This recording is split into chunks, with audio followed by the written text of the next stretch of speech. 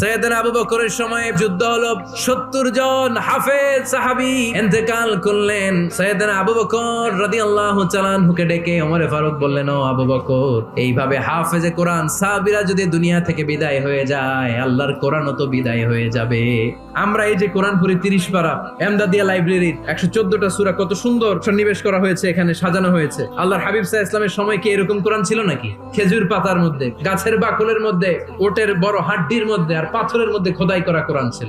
সাইয়েদনা ওমর ফারুক, আমার পরামর্শ হলো আপনি সব বয়োজ্যেষ্ঠ সাহাবীদেরকে একসাথে করে কোরআনের সব কাগজগুলোকে একসাথে করে একটা নির্ধারিত কপির মধ্যে কোরআনকে সংকলন করে ফেলেন। সাইয়েদনা আবু বকর বললেন, যেটা আমার নবী করেন এটা আমি কেমনে করি?